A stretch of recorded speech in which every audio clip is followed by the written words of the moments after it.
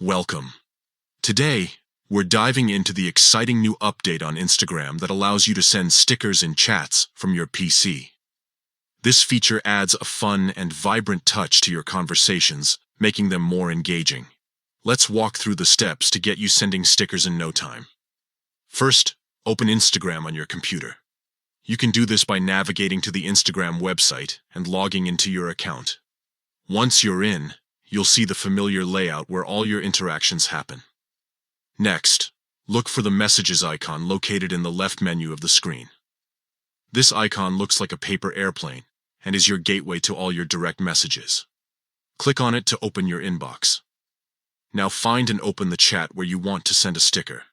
You can scroll through your list of conversations or use the search bar at the top if you have many chats. Once you've located the right chat, click on it to open the conversation window. In the message box at the bottom of the chat, you'll see various icons. Look for the sticker icon, which resembles a square with a smiley face. Clicking on this icon will bring up a selection of stickers that you can choose from. Finally, browse through the sticker options and send your sticker by clicking on it. The sticker will instantly appear in your chat, adding a playful element to your conversation.